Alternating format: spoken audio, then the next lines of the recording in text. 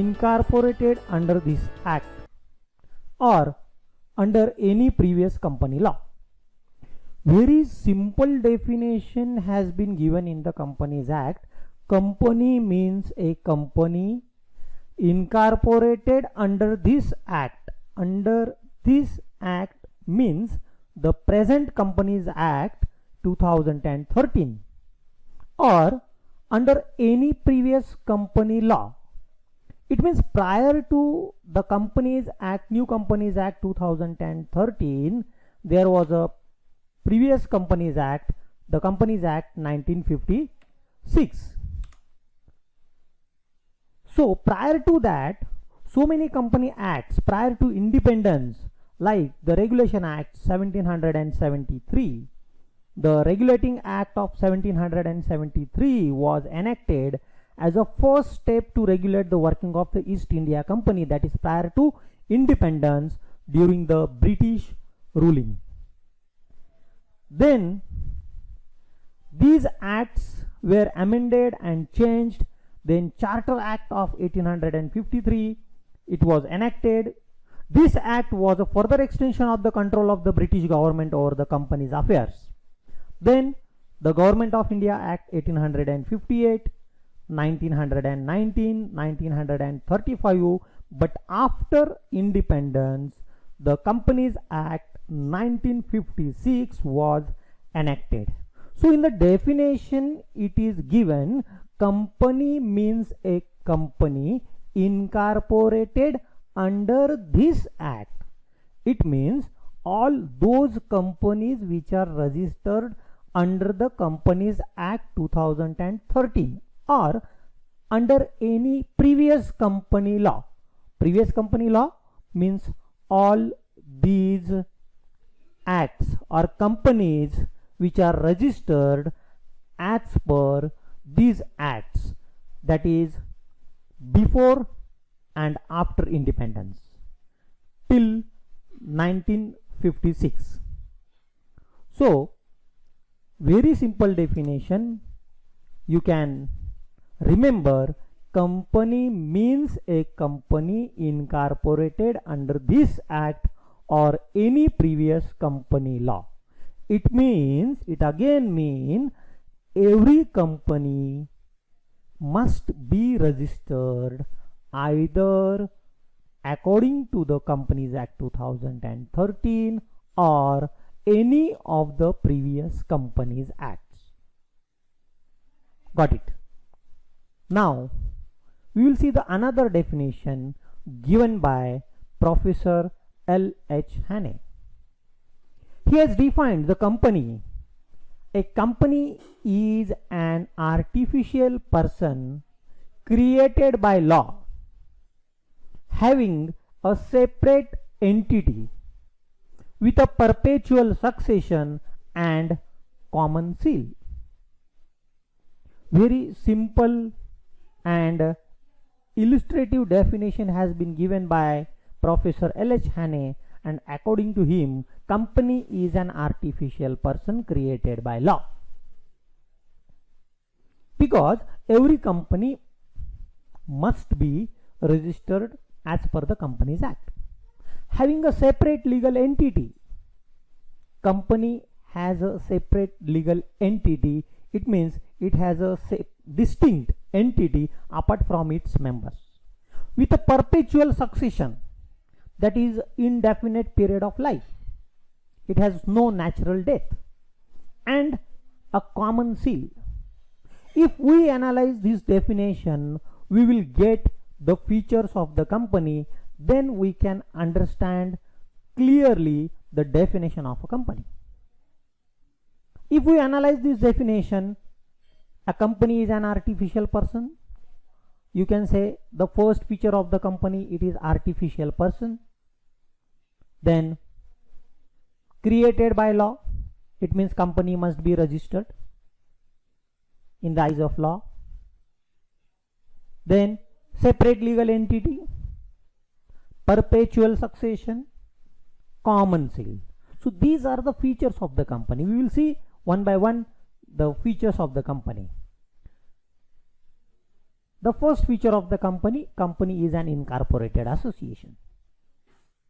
It is an artificial person which has a separate legal entity and perpetual succession and common seal.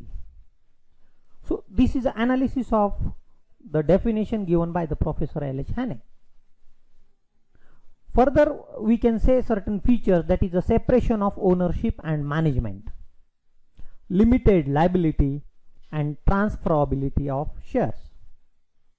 We will see all these features one by one in detail. The first feature of the company is incorporated association, that is body corporate. A company needs to be registered under the Companies Act 2013. Prior to 2013, there were certain companies which are registered as per the Indian Companies Act 1956. So any type of company, whether it is a private limited company or public limited company or any other company, must be registered. So every company is an incorporated association, that is registered. Incorporated means registered. Second feature, company is an artificial, that is juristic person. In the eyes of law, it is treated as a person, artificial person. We have already seen types of person in accountancy subject, that is natural person and artificial person. All human beings are the natural person. Mr. Mahesh, Mr. Deshpande, Mr. Kale. So these are the natural persons. And in case of artificial person means a person which is created by law. How law creates the company?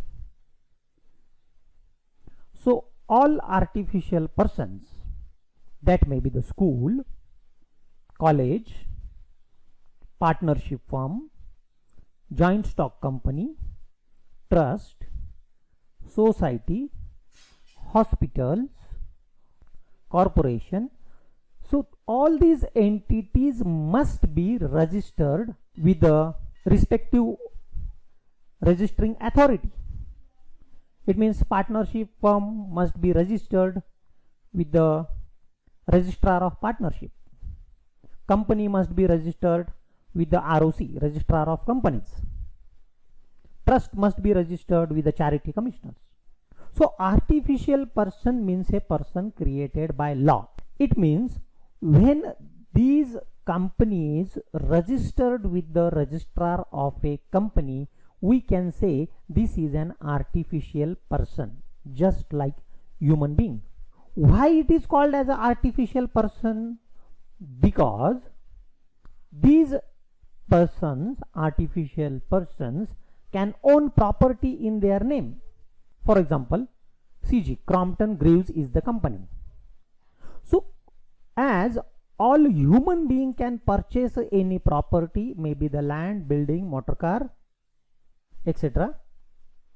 Similarly, artificial person, that is company, can also acquire property in its own name and not in the name of the managing director or manager of the company. Second, company can sue and can be sued by others. If anything happened, then company can file a suit in the court of law. If any person or any company is making harm to the property of the company, then company has a right to file a suit in the court of law. Like we all human beings, we can enter into the contract. It means we can purchase any property, we can sell any property, we can make a contract for construction of the building. Similarly, companies, artificial persons, can also enter into the contract. We people also open savings account in the bank. Similarly, company can open current account in the bank in its own name. So these are the four features of the artificial person. That is why we can say company is a artificial and juristic person. Next feature of the company, it is a separate legal entity. A company exists as a separate legal entity which is different from its shareholders and members. In this graphical representation, you can see on the left hand side here is the company and on the right hand side here are the shareholders. So shareholders invest their money into the company, but even though shareholders invest their money, company after its registration got the separate legal entity. In the eyes of law, the law treats company being a separate person. Due to these features, shareholders can enter into the contract with the company and can also sue the company and be sued by the company. So due to this separate legal entity, various parties, they are ready to give the credit to the company. Bank provides loan to the company. Creditors provides goods on credit to our company because company has a separate legal entity. It means in the eyes of law, company is treated as a separate person apart from their shareholders and members. Fourth feature of the company is a perpetual succession. The company being an artificial person established by law perpetuates to exist regardless of the differences in the membership.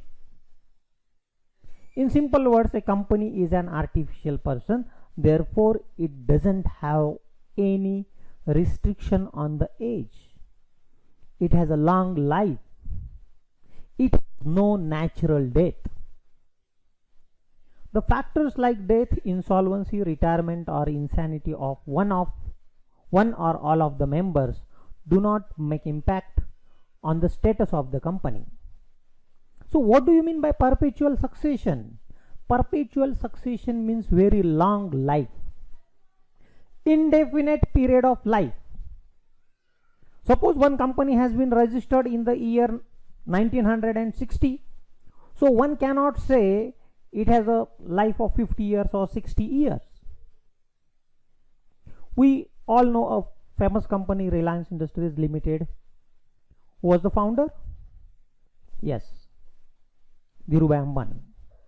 He was the founder of the company. Even after the death of Mr. Dhirubhai Ambani, the company goes to be continued. It means the death of any shareholder or any member will not make impact on the status of the company. So perpetual succession means indefinite period of life. Okay. Next feature of the company, it's a common seal. In case of natural person, you and me, we can make a signature on a contract agreement. But the firm being an artificial entity, artificial person, and therefore artificial person cannot sign. It creates the necessity of a common seal. So that is why it was in need. The artificial person, instead of making a signature, it should have a seal, common seal. Common seal that can be used for representing the decision which is made on behalf of the company. We all know shareholders elects their representatives in the annual general meeting as the board of directors. These board of directors take decision, and on behalf of all the shareholders, board of directors, managing director of the company makes various contracts, and on these contracts the signature along with the common seal is very important. So without common seal, the contract is meaningless. So whenever managing director or general manager of the company makes signature on any paper, any contract, it must have a common seal. So common seal may comprises the name of the company, address of the company, registration number of the company. So this is a specimen of common seal that you can see. Another feature of the company, it is a separation of ownership and management. We all know, again, shareholders appoints the board of directors in the annual general meeting, and these board of directors employ various employees for running the business, managing the business. A company is not run by the members but by their elected representatives, which is called as board of directors or directors. A member has no right to participate in the day-to-day management, day-to-day affairs of the company. Yes, they can take decision, but in annual general meeting they elect representatives, said board of directors. So there is a separation of the ownership. Who are the real owners?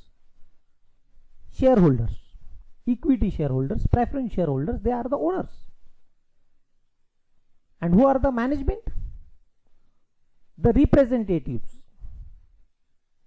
elected by the shareholders, they are the management. But board of directors, even though are managing the company, they are not coming daily in the company. So they appoint managing director, various managers like marketing manager, purchase manager, sales manager, factory manager. So these employees, workers, they manage the company. So there is always a separation of the ownership and the management of the company. Another feature of the company is a limited liability. We all know that the word limited is suffixed, that is, after the name of the company, it is written LTD, limited. So what do you mean by limited liability? As the company exists as a separate legal entity, members of the company are not liable for the debts of the company. Suppose Mr. X has purchased 100 shares of 10 rupees each. How much he has invested? Rupees 1000. It means his investment is 1000. So the liability of the member of a company is limited to the extent of the shares that he has held by, or by the extent of the guarantee which he has given. We will see in the next lecture types of shares. So limited liability means if a person has invested only 1000 rupees in the public limited company, and if in case anything happened and company is going in the liquidation, how much money that person can lose? How much he has to pay? That is maximum to 1000 rupees. It means the personal property of the shareholder will not be utilized to pay off the business debt, business liability.